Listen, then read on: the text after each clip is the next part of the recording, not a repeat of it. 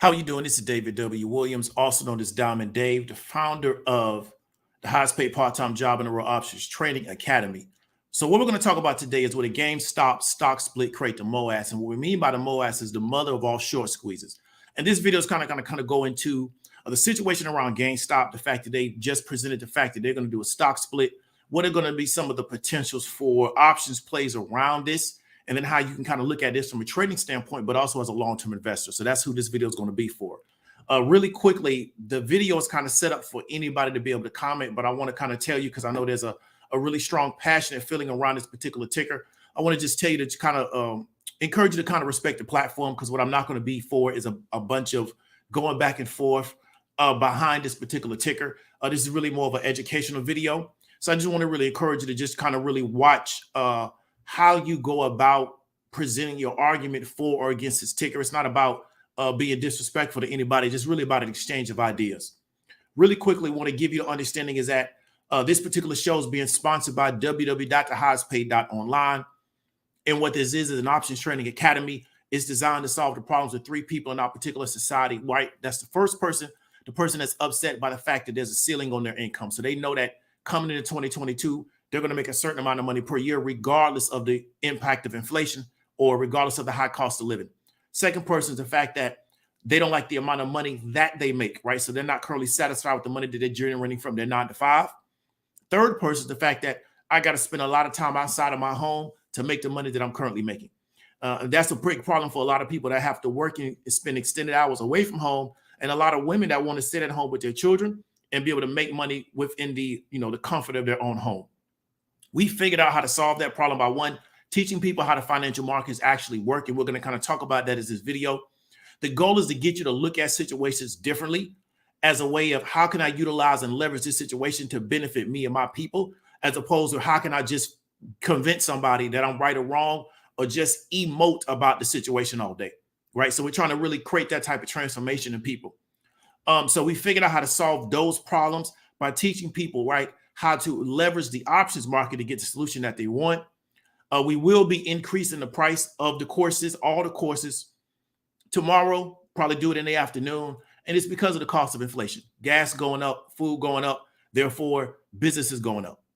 And so we want to really encourage you to move forward or just anticipate paying a higher price in the future, because the value of the course is still probably 10 times less, right, than the price.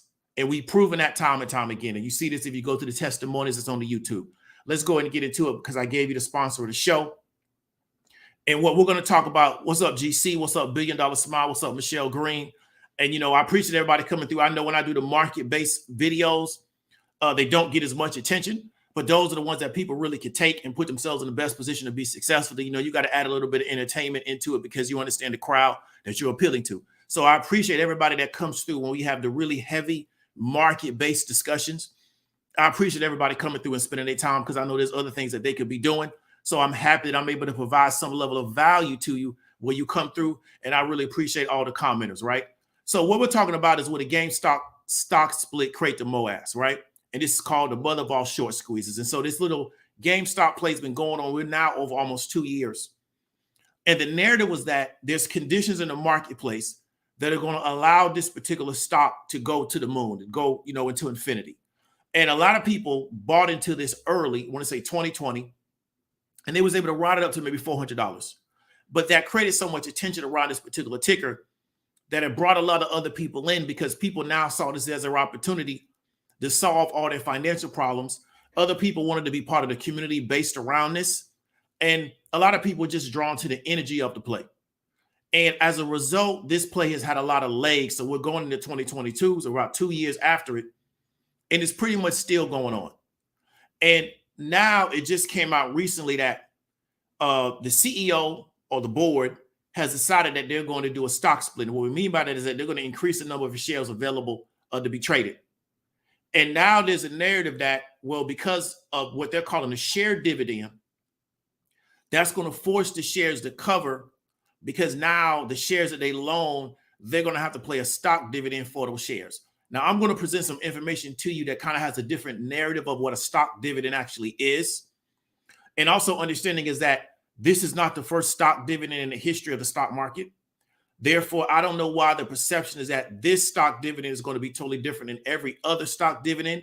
But you realize the narrative around this pretty much is being controlled by people that have a very cultish way of looking at this particular ticker. And because they're kind of like in a cult, they have to keep crafting a narrative in which at the end of this run, they're all going to be millionaires or billionaires or whatever it is. And I'm not saying that that won't happen, but what I'm saying is that they've created a narrative that every action taken in this scenario is going to always lead to all of them being millionaires or trillionaires or whatever, because of what they have, really invested their time, money, and energy into believing that this is going to happen. And I really believe that a lot of the people that are the faces or the leaders of this movement, I don't believe they believe this is going to happen, but they've been able to figure out how to become very successful by crafting a narrative to other people that they're going to believe that this is going to happen. So it's kind of like how sometimes you see a pastor of a church and you don't really believe that he's a faith-driven man, but he's figured out, if I just tell people what they want to hear and I become their voice, then they exalt me and elevate me. I get what I want out of the deal. They get what they want, but I don't really believe in this stuff anyway, right? And that's just how I look at a lot of this. I'm not saying that some people don't believe in it, but I don't think as many people believe in this scenario as they're trying to convince everybody else that they do, right? And so we're going to go ahead and go into that. So really quickly, what we're going to do is go into a video kind of explaining what this stock split is all about. Let me go and share this screen out real quick.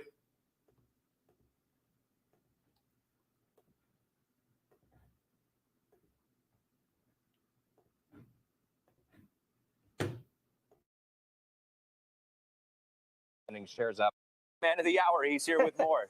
What's going on That's here? right, Scott. You cannot get rid of me. GameStop, they're doing a stock split through a dividend. This is kind of similar to what we saw with Tesla the other day when they did their 5-to-1 stock split. So they're going from 300 million shares to 1 billion shares. It will be through a dividend and will need shareholder approval. That's the news, sending shares up. Looks like 11.5% right now. Scott. Yeah, let me ask you this. Ryan Cohen, obviously chairman of the board.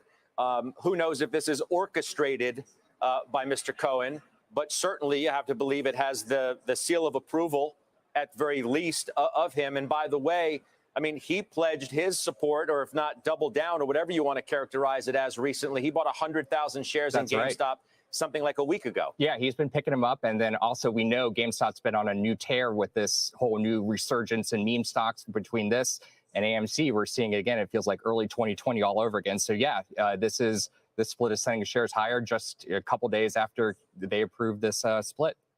Yeah, I always find this so interesting is that, someone would come on and suggest, well, it doesn't change the fundamentals of the company. The pizza pie, so to speak, is still the same, even though you do a stock split. But when you already have a company that's in the public consciousness like this one has and tends to have outsized moves, unrelated to some of those other stock splits, I'm looking at it, look, the 52-week high here is $344 and change. Right. You got a bid ask right now of 196, 197. So it's still a long way from that point.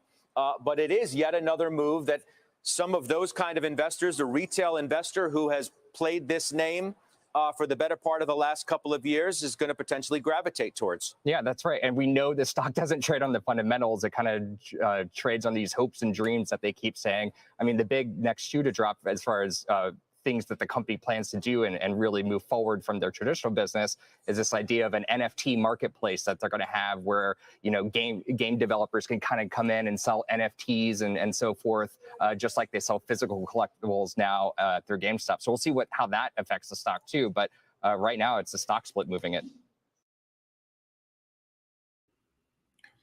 Okay, so that's the stock split.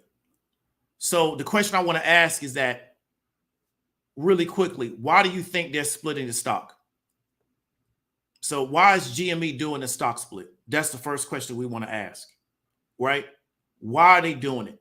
And, they talked about they have 300,000, I believe, shares available. They want to increase that to, I want to say, 1 billion shares, right?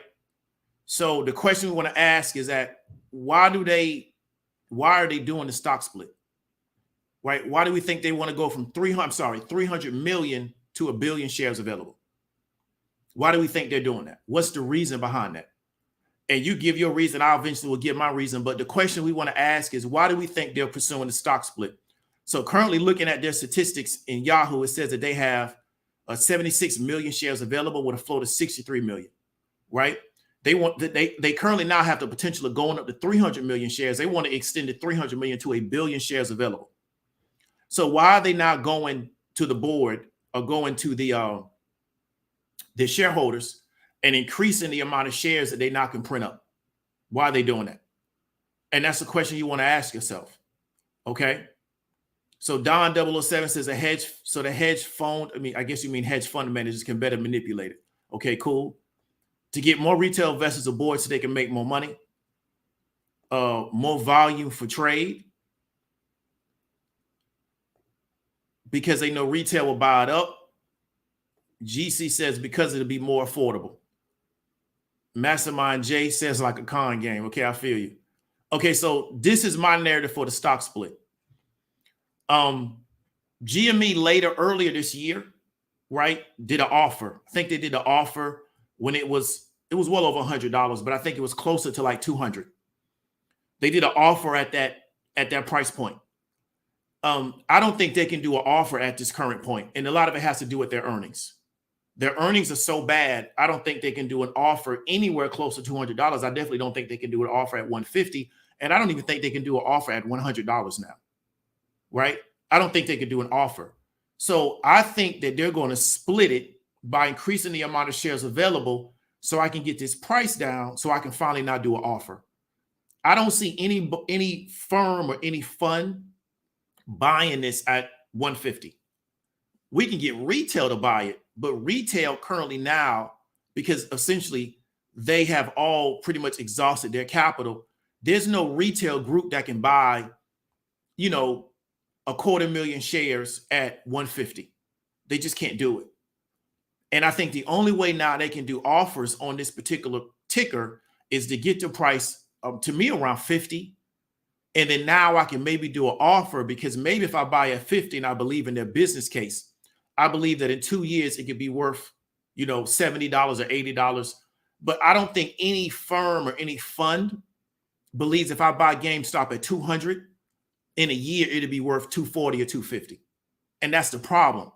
And now they have to try to figure out how can we do equity raises on this ticker, because over the past 3 to 4 quarters, we haven't really performed that well.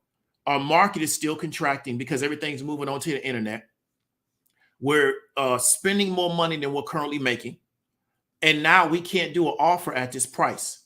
But we got this cult around this ticker, and they're going to keep buying it up, but we don't need that. Right? We don't need that. We need the price to go down. And I really think that's why they're doing it. So if they increase, they now currently, based on the actual documentation, can print 300 million shares. They want the ability to print up almost a billion shares, right? And I think they're going to do that where we can now create a massive amount of shares. We can drive the price down. Another thing it's going to do is it's going to make the stock a lot less volatile. Because right now we're trading let me go look at it again. We're trading around 60 million shares. So that's one of the reasons why the ticker moves so fast. I saw the same thing with Tesla years ago.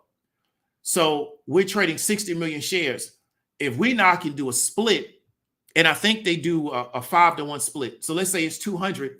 If we do it's 5 times or 4 times, it'll make it around $50. I think whatever they got to split it to make the price around $30 to $50, that's what they're going to split. Now we can do offerings, and it also becomes a lot less volatile. Why? Because there's more shares available to be traded. And I think that's really what they're going to do. And then now they can flood the market with shares, make it a lot less volatile, but the price now makes sense, because this price doesn't make sense even though it closed at 160, like around 160 on Friday.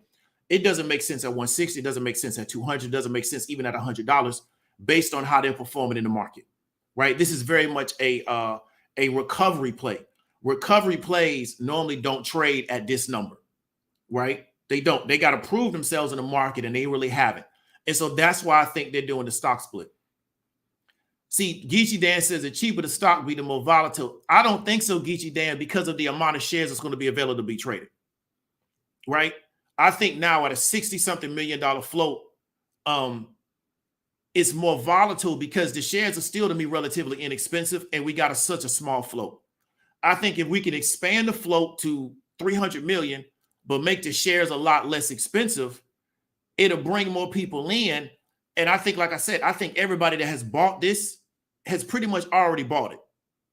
What they're doing now is everybody just trading shares back and forth. We need to bring more people in, and I understand it'll put more demand on it, but I don't think this is going to be as volatile because it'll be harder to move because of the amount of volume. That's how I see it. Now, we could disagree. I understand that. But to me, if we can get a bigger float, it can be a lot less volatile. That's one of the things I see with Tesla. Tesla at one time when I was trading, it was well under 100 million shares. Now it's not as volatile as it used to be because why? They split it and expanded the shares. Because I'm telling you, don't be surprised if we look up in GameStop is talking about a 10-to-1 float. That may sound crazy, but they may end up doing that. Or a 7-to-1 or 8-to-1 float. Some people saying 3-to-1 or maybe 4-to-1. I think they try to figure out how to get this thing between maybe $25 to $50 a share. And it'll bring a lot more people in. But if we can really get this float to increase, I think it'll take a lot of the volatility out of it. And because they can't do an offering if the price keeps going up because nobody wants it at that price except for the cult. Now, the cult can bring more people in if it's cheaper, but they can't get anybody to do an offer for GameStop, in my opinion, at 198. I don't know who would buy it at that price because then we got to believe that in a year from now, it's going to be well over 200. And I don't see that happening, right? And so I think that's the issue. So I don't agree with that, but I respect your opinion. I just think we're going to try to make this float get a lot bigger so it's not as volatile, because that's one of the things that, to me, Tesla had to do that to get brought into the S&P, is they had to take the volatility out of the ticker because nobody wanted to be indexed to that ticker with it being as volatile as it used to be back in the day. That thing used to be, it would go parabolic in the middle of the day for no reason because there wasn't a lot of shares available to be traded. And I saw Tesla was volatile at a small float, and it was still trading well over $1,000. And I literally saw that Tesla was trading at $1,200, and it was still very volatile because the float was so small. I think they got to increase that float and make it a lot less volatile, right? So that's my opinion, but I respect your opinion. So I think that's the play. And they want to do offerings on this because they can't do an offering to me at these prices. They may find a sucker to take it at this price, but I don't think they're going to find any more suckers outside of retail that bought this at these prices and really bought it higher than this and now needed to stay at these prices. And they need that small float to create the volatility, right? So that's the thing. Now, the next question we want to look at, right? That's the particular narrative. Now, the narrative that they're saying is that this stock split, and because it's considered a stock dividend, is going to put them in position, right, to where it's going to make the shorts force them to buy it because of this stock dividend. And I think there's a lot of miseducation on what a stock dividend actually is. And my question I want to ask, because I don't really know it, is if we're already trading synthetic shares that don't actually exist, why would the shorts have to buy the shares back if there's a stock dividend when the shares are already synthetic in the first place? All shares are synthetic. Nobody actually has the shares that they own in companies in their house. All the shares are synthetic anyway. So I don't understand this argument to where if they do the stock dividend, all the shorts are going to be forced to cover by buying the shares back because they got to pay the dividend. I'm not saying it's not true. What I'm saying is that this scenario has happened before in the market. Did we get the same result? Because all shares are synthetic. Nobody owns the shares of the companies that they're not in your house. You can't go to and put your hand on them. So to me, they're all synthetic anyway. So I don't understand is that how come that's supposed to be the catalyst to turn this into this big short squeeze? But that's kind of what they got to go on, because if not, there's no other reason why they're in the play. But let's go into like what a stock dividend actually supposed to be. So let me find that screen real quick. Here's that. Okay, so this is Investopedia. So it said a stock dividend is a dividend payment to shareholders that's made in shares rather than cash, right? Has the advantage of rewarding shareholders without reducing the company's cash balance, although it can dilute earnings per share. So that's one of the things that I saw with GameStop is that when you look at their cash, they got a nice amount of cash in there, but do they have enough to pay out a dividend, especially if they want to increase all their shares? So they think now we're going to pay the dividend out in the terms of shares, right? So it says these stock distributions are normally made as fractions per existing share. So a company might issue a stock dividend of 5%, which will require you to issue 0.05 shares for every share owned by existing shareholders. So the owner of 100 shares would receive an existing 5 additional shares. And that's what I want people to understand, is that they haven't really set what the stock dividend percentage is going to be. Therefore, we don't even understand, right, how the quote unquote shorts are going to have to cover that's going to put them in a position to where it's going to drive up this particular stock. Because one, they haven't voted on it to agree with it. Then they also haven't determined what the dividend is, right? Stock splits dilute the share price, but they don't affect the value of the company. And that's really what I think they're trying to do, is they're trying to get this price to go down so we can try to do an offering at that new price. Then they go into it, yada, yada, yada. So that's what I think people to understand, is that here's another article. Here's here. So they says that GameStop is trading at about 164 per share. So I think that's what they close on Friday. Individual shares should cost about 1/3 less, around $50 after a split, because GameStop was looking to multiply the number of its shares by 3. So they're going to just divide everything into 3. I think they're going to do more than that, but they're looking to get this thing around $50. Now, will we get some move up? Yeah, but I really think if they can get enough volume of shares, it's going to be a lot harder to move it than it currently is now, because it's easy to move it now because we're talking about 60, 70 shares. Now, that's their narrative. That's what they're trying to do. Okay. The question I want to ask people is this. So we already asked, why is GME doing the stock split? The next question I want to ask is that, what is the business case for GME? What's their business case? Because one of the things I noticed is that nobody really looks at their business case. And let me tell you a quick story. So, like, I'm old enough to remember GameStop. And GameStop to me was a place that they was known for ripping off gamers. So the first time I went into a GameStop, I brought a game in for a trade, and the guy kind of tried to lowball me on the trade. And I realized, like, this place is worse than a pawn shop. And then what I did one time is I traded something, I got a credit, right, of like $15. So it was like a piece of paper, it was like a voucher. And then I had a game that I wanted to exchange, because you can exchange games. And I remember me going in there and asking the guy what he would give me for this game that I had just bought. He did what I thought he was going to do. He lowballed me on the trade-in. Then as he was getting ready to do the transaction, I threw the voucher on the counter. And he got so mad, because if he would have known I would have had the voucher, he would have given me even less money on the trade-in. So we always knew GameStop was a place to where it's good to buy used games there, but you never take it to the trading game. I would trade games amongst like my friends, because I knew I could get a decent deal out of them. Like, we would just trade game for game. But as far as trading games and on GameStop, they was terrible. And I just never understood the business case for GameStop. It's really interesting is that, like, you can go on YouTube. There's people that have worked for GameStop that'll tell you how unpleasurable that experience was. This was known all throughout gaming. And what's really funny is that they've now created this narrative on the internet that the GameStop is this transformational company with this innovative CEO. But for years, people really didn't want to work there. They was known to try to beat gamers over the head. You did business with them, but you never really went there for trade-ins or anything of that nature, because they were known never to give you the best price. And I don't really understand what the business case is for GME, right? What is going to be their business case into the future? And so that's what you got to kind of understand, is that once they split this stock, they increase the float, what are now going to be the business case? Because eventually we have to sit down and do business. And I think that's one of the challenges that the code around GME doesn't understand. Eventually, GME has to figure out how are they going to exist in the business world, because all the narratives around this stock split, and there's very little narrative around the business, right? Business. And that's what I think a lot of people don't talk about. And when you try to talk to these people online around that, they kind of have this this narrative that they pull out, you know, the NFT, and they're going to start now doing cryptocurrency partnerships, but they're not going to be the only people doing that, right? They're not going to be the only group with an NFT marketplace. So the question is, well, why would somebody do business on their NFT marketplace as opposed to another NFT marketplace? They're not going to be the only business that has cryptocurrency partnerships. So then the question is, how is a cryptocurrency partnership going to be so powerful that it's going to drive new revenue that they currently weren't getting? And one of the problems that GameStop have is that their business was based around brick and mortar.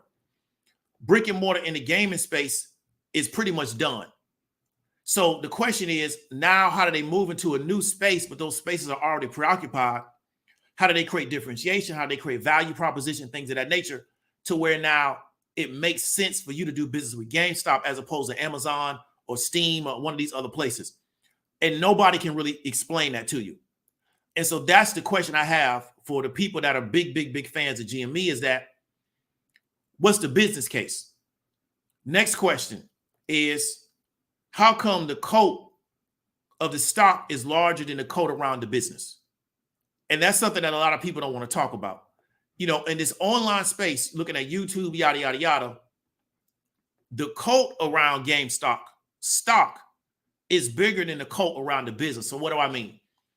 Apple has a coat around their actual business. Apple products, iPhones, iPads, the Mac computers, there's a whole coat around their product offer, right? Massive coat around their product offer.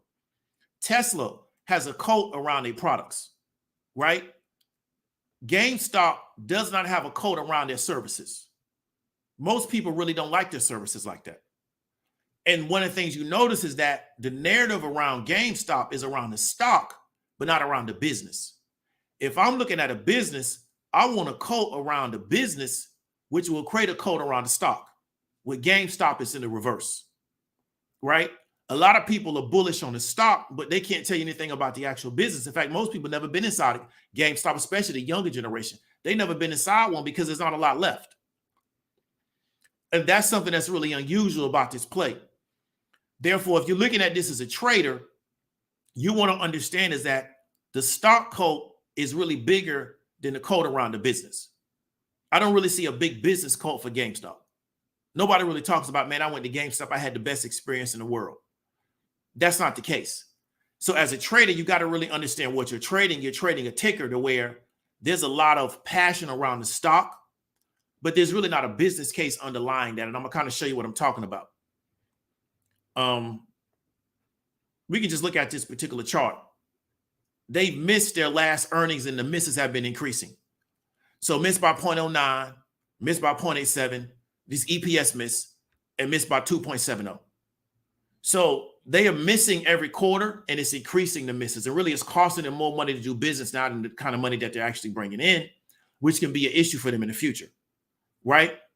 And so that's something that you want to understand, is that as a trader, you're trading a company where the code around the stock and all the videos you see on YouTube is around the stock. It's never around the business. So they tap in once every quarter to listen to earnings. The earnings call is like 14 minutes. Then they get off. So we're waiting 90 days to get a 14-minute call. Most earning calls is at least an hour where they're talking about the business activity. With GameStop, they're never talking about the business. There's nothing to talk about. So all the conversations around the stock. So you really want to understand, if you're trading this, what you're trading. Right? I always tell people, know what you own and know what you're trading. You're trading a company to where there's really not a coat around their business activity. The coat is only around the stock. And when that coat no longer exists around the stock, there's not going to be anything underlying that, right? So, you know, people could stop talking about Apple on YouTube, even though they really don't talk about Apple like that on YouTube. The business actually still exists, right? There's a lot of big Tesla bulls on YouTube. They can stop talking about that tomorrow. Tesla actually does sell cars in real life. Like they really do, right? They actually do sell cars in real life. They actually have actual manufacturing facilities, a whole 9 yards. So that's the question, is that how come the stock code is bigger than the business code?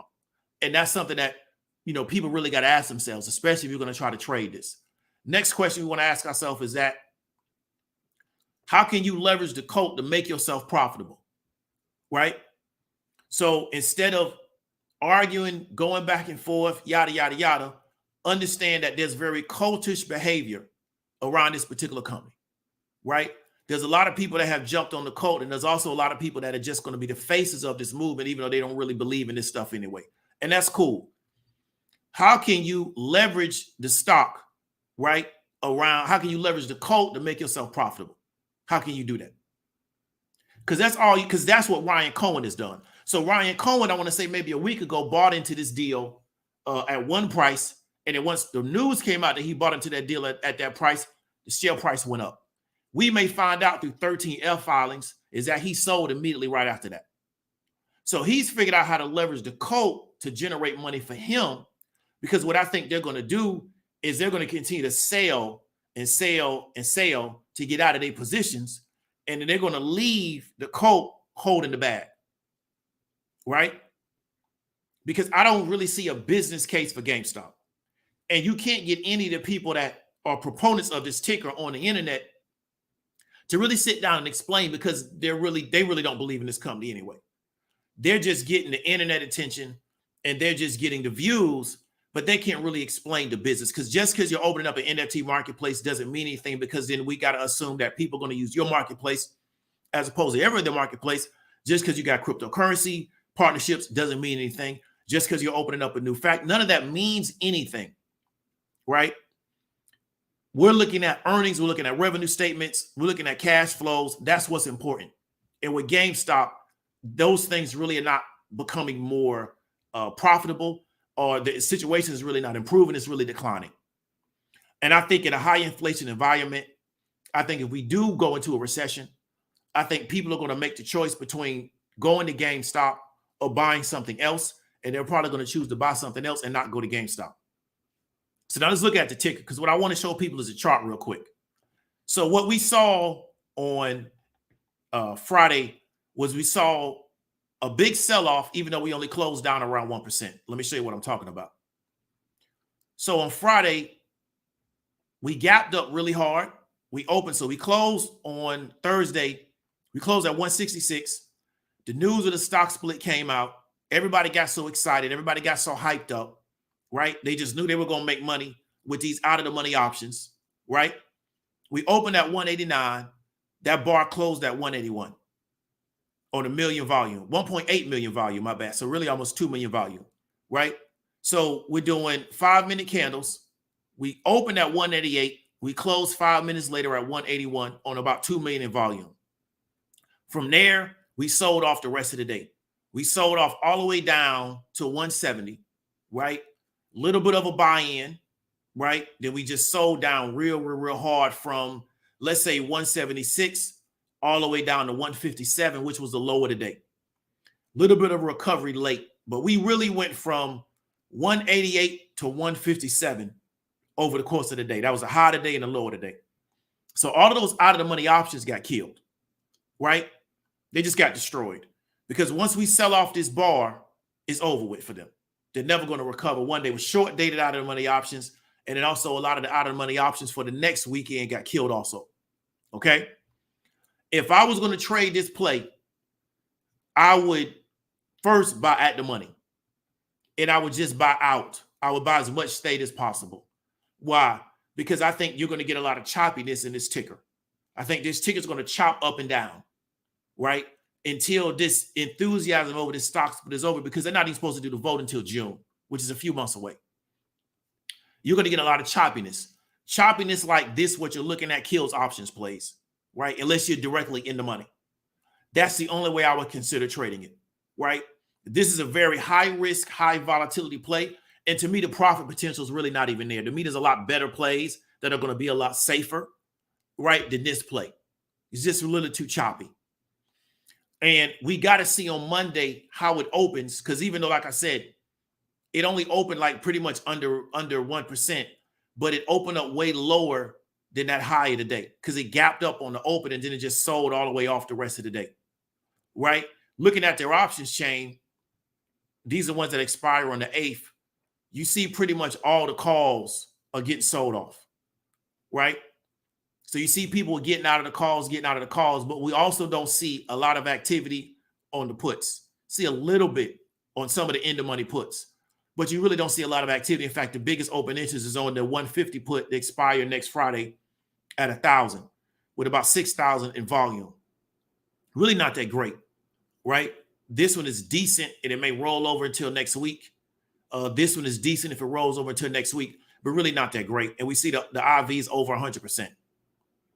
And so myself personally, we see they missed their last earnings is what I was talking about. And this was supposed to be their best quarter because they were coming out of the Christmas season and they missed it real big. So we got lower expectations, lower guidance. They may miss this also. So we're seeing that they're missing earnings. So their business case really is not that great. But what I think they need to do is figure out how to get this price down.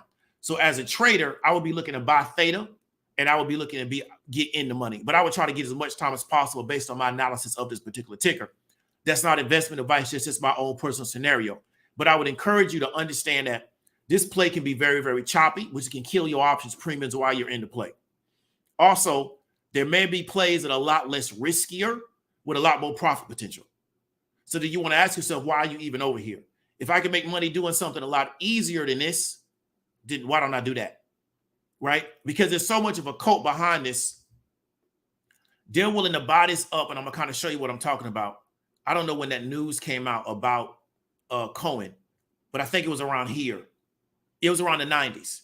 Then the news comes out that he bought in around that same price, then the cult buys in more, right? Because like I said, we're dealing with a really small float, so it's very volatile.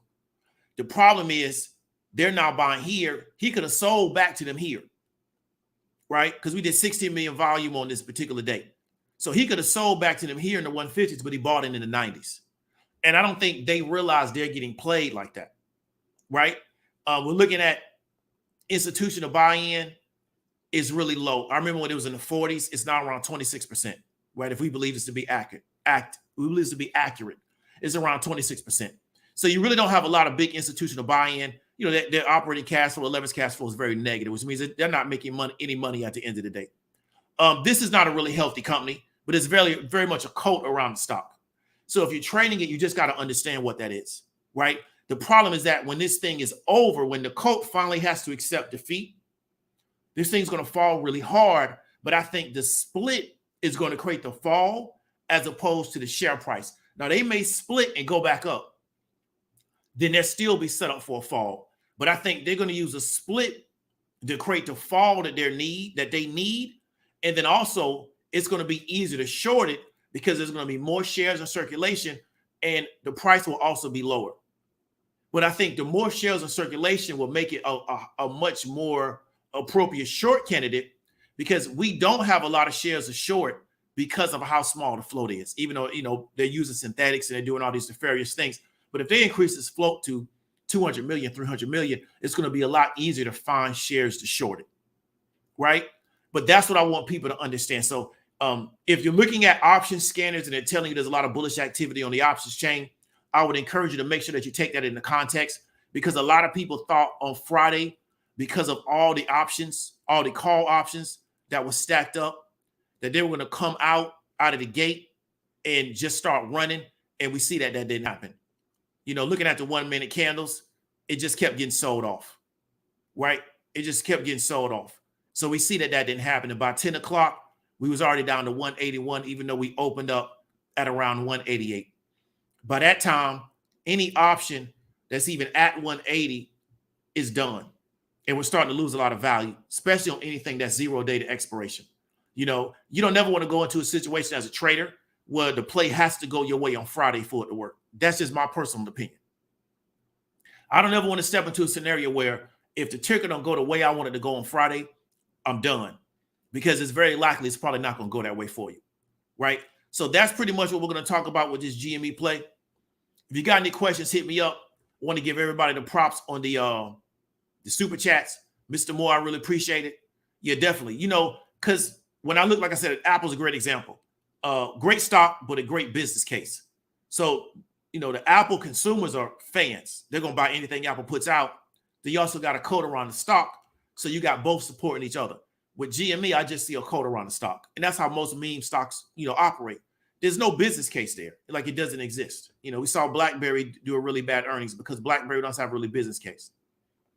Also called pay in kind payment. Okay, I'm going to need to Google that and see what that means. And then I think I got another one from Raygun 35. I really appreciate the super chat. So if you got any questions, I'm going to go through the comments and we're going to get up on out of here because we're at the 40-minute mark. So you thought it was some weirdos finesse a hedge fund? Yeah, I don't know.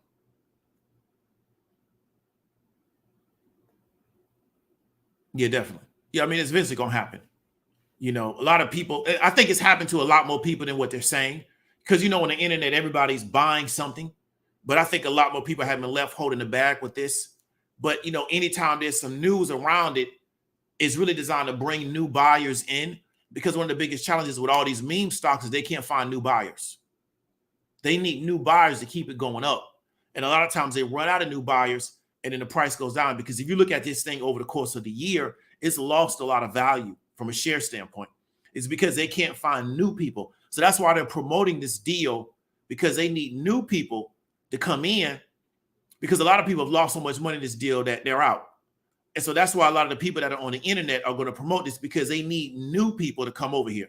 It's very similar to an MLM, and I'm not against MLMs, but MLMs work because they need new people to join the MLM, right? They can't, the old people that have already gotten, have already failed at it, that don't work anymore. I need to bring some new people over here. So any change in the MLM gets hyped up because I need new people to come over here.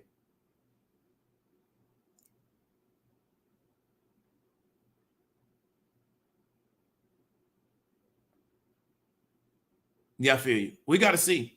I mean, they got to get their price down to have any chance, you know, because I don't see them be able to do any offerings at $200. Like, it's just not going to work. You got to be crazy to buy it at 200, especially to buy, like, you know, 100,000 shares at 200. You got to be tripping. So GMSIC research service, I don't think it's a business per day. Yeah, I don't really think they got a good business case. I just really don't. And I think every space they're trying to go into, there's so much consolidation. It's going to be really hard for them to differentiate themselves. Yeah, I agree. Right. I agree. 15 a share. You know, maybe 20 if they're fortunate.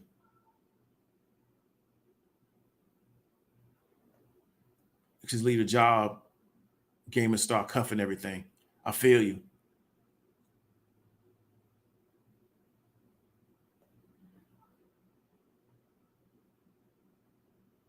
You know, I mean, people say they got good management now. But my question is, why would I buy anything outside of their used games that I used to go there for? Pretty much everything they sell, you can get on the internet. Now, they say they got a collectibles division. I guess they do too. I don't know, because I don't go inside GameStops. I don't really play video games like I used to. But pretty much they've lost their market to online, because now I think with the online consoles, you can download a lot of your games. So I was a guy that I bought a lot of old games. So I would go to GameStop and just look through all their catalog to find old games that I couldn't buy new, or like rare and obscure games, because there was a place to find like rare games. There was one out in Tampa I used to go to. They would have like obscure games. So it's kind of like back in the day, people go looking for old records. I would do that with games. But because I don't play games like that anymore, there's really no reason for me to go, and especially if I want something new, you just download it. Yeah, definitely. They don't have it. And that little bit of billion that they got, they'll run through that real fast. So they're going to issue out a dividend in the form of shares, because they don't have the money in the actual company to do dividends. And I guess, I don't know why that's more attractive, because why do I want to own more shares of a company that really doesn't have any value? So, you know, they're doing a lot of these techniques to keep people in this deal, because they do have a big retail ownership. And I think retail doesn't really understand is that, like, why do I want to own more shares of something that doesn't really have a good business case? It doesn't really make any sense. It's like saying I want to own more wooden nickels. But if you're so emotionally invested in this thing, I just don't get it. But that's me. You know, hopefully everybody that's in this thing makes more money, right? But I'm just not a big fan of GameStop as a business.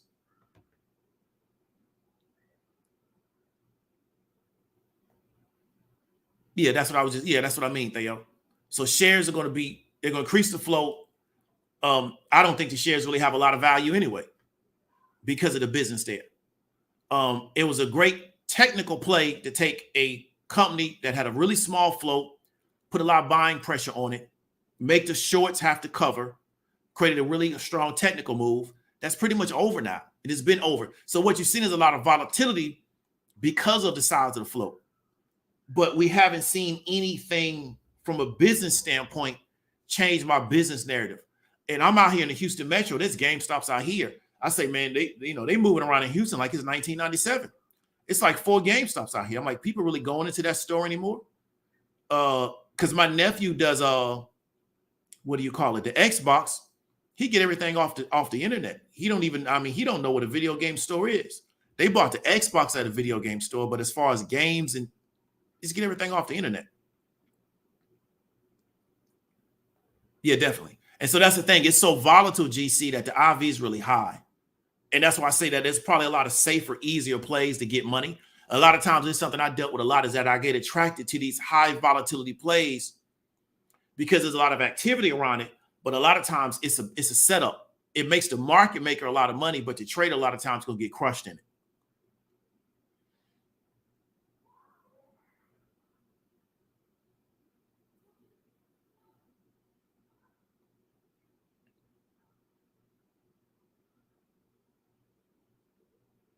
Okay, let's get down to the bottom, and we're going to bounce up on out of here. So the Glazer family bought Manchester United. Okay, I'm going to Google that, because, the Glazer family, I think they still own the Bucks. GameStop, you're 60% on new games and 25% on old wins. I mean, they've been doing okay, so $1 Billion Smile, I had bought a game and I beat it, and it was like brand new. This was back when games cost like $40. And they offered me like maybe 15. That's when I said, man, these people are BS. So that's why I started trading games like person to person. Like, I know somebody, they got a game, we'll swap it out. So I knew them to get used games, but, and I understand because they're like a pawn shop. The way their business is set up, they got a lot of overhead. They can't pay me the real value of the game because they got to try to turn around and sell it. And they got a lot of overhead because it's brick and mortar. So now because I understand business more, I get it. But when you a kid, you thinking, I just bought this game like 3 weeks ago. It's a brand new game relatively. I beat it real fast. And y'all don't even want to give me half of the value of the game. So it is what it is. So, I hope it works out for them. Erica says Hispanic population is hitting game box and red box still. Okay, that could be true. That's why there's so many out here in Houston. Because I was tripping how many GameStops is out here in Houston. I was like, they got this many GameStops. They also got AMC theaters out here too. Like I said, it's 1997 out here. They got the AMC, the GameStop. It might be a Blockbuster out here low key, because I was still going to Blockbuster in like 07 in Tampa. But that was the only one like in the state. So they might have some Blockbusters out here. So if they hitting up that population, then that may be where they need to niche in at, because I don't see why I would go there when I could get a lot of that stuff off the internet. But maybe some people want to touch and feel their games. You know what I'm saying? Yeah, but they got to get their shares out.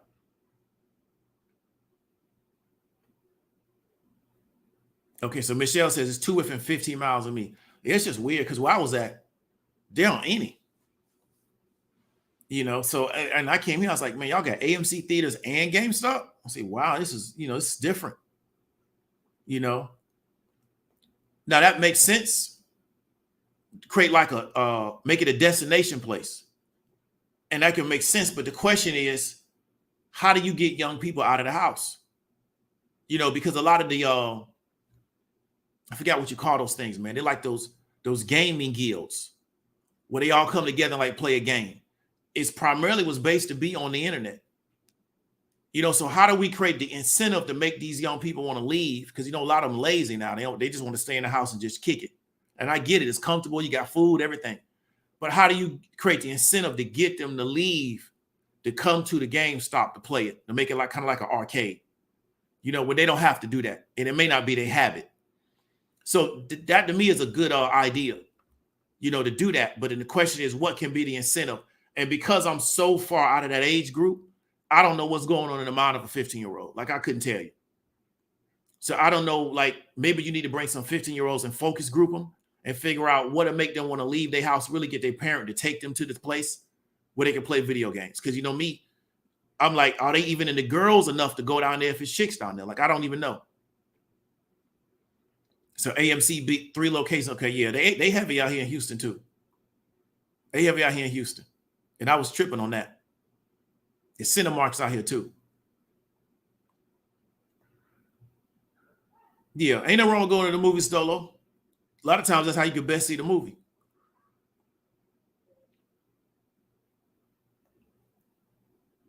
Yeah, I mean, we could argue that. I mean, I think both of them is in a rough spot. I think AMC needs to also be like a destination place. They got to get out of maybe the movies and do events. And I think if they can also host sports events, that can help them. If I was them, man, I would do whatever I got to do to get a UFC partnership. You know, I go in there with, I forgot the guy's name, and I put him in a room. I say, man, we can't leave this room until we get a deal. And I just try to get me some sports partnerships. And then you can get people to leave there for the non-alcoholic crowd. And some movie theaters do sell beer, but you can get the non-alcoholic crowd to go to there to watch the big sporting event and just sell them a whole bunch of food. I think that's going to be their play. I don't think movies is going to be it anymore. I just don't see it. You know, but I think that might work for them. Yeah, definitely. You know, if you got the AMC and the GameStop and you got multiple locations in the city, yeah, it's 1997. You know what I'm saying? It really is. It's definitely 1997 because I hadn't seen those in years. You know, I forgot that Babbage's and all those places used to sell video games. I hadn't seen those in years. Yeah, I mean, that might work. Like I said, you know, maybe you got to focus group some young people. What makes them want to leave the house and go to a video game tournament? You know, what would make them say, I want to leave and go to a video game tournament? And if you can pull that off. But so much is done on the internet now, as far as with, you know, these gaming leagues. We'll see how it goes. They got to figure something out. Yeah, but AMC is not going to be the only person doing that because we know that, you know, Facebook, Microsoft, Apple, everybody's sinking big money into, you know, the metaverse. So they're not going to be the only person doing that. You know, but they got to try something. I like them as a destination outside of movies. You know, but they got to get partnerships for that because they got to get licensing.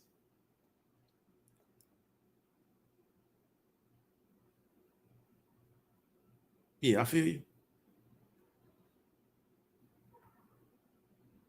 Yeah, I live by a bingo parlor, but, you know, it's an older demographic. They used to live in their house. You know, so I live right by a bingo parlor. That place stays packed. But that's a demographic that's used to leaving their house. So that's normal to them to go to the bingo spot. You know what I'm saying? So that's the thing. So I appreciate everybody coming through. Want to tell everybody, be careful of this play if you're going to trade it. You know, just be careful. It's very volatile until the cult leaves. And then I think once the cult leaves, I think it collapses. But I think this stock split is going to cut so much of the share price down. I think they may finally start seeing the writing on the wall. Unless they split it and then they just buy back into it because, like they say, it's cheap. What I'm looking for is after they split it, what's going to be the volume of shares in the float? Because that may not allow them to actually, you know, blow this thing back up. Because one of the things we're looking at is a really small float. You know, to me, anything under 100 million is really small. So we're looking at a small float ticker. They got a lot of passion around it. That's why it's so volatile. It moves up and down. Cohen got to figure out a way to do equity raises on this deal, and he can't do it at 200. I don't think he can even do it at 100. So he got to figure something out, and I think what he's going to do is just split it. And it still might not work because why would you want to own the stock? You know, their cash flows are bad, and they got to figure that out. So you're really buying it as a growth, but I don't know where the growth is at. You know, so you're really buying it as a growth ticker. And we talked about before, if the cost of capital keeps going up over the course of this year, it may not be an attractive growth ticker. So these are kind of things that you want to kind of think about. So I appreciate everybody coming through. Good engagement on the chat. We got 35 people. Want to tell everybody to be safe out there. Take it easy. Appreciate you spending your time on the weekend. David W. Williams, also known as Diamond Dave. I'll talk to you later.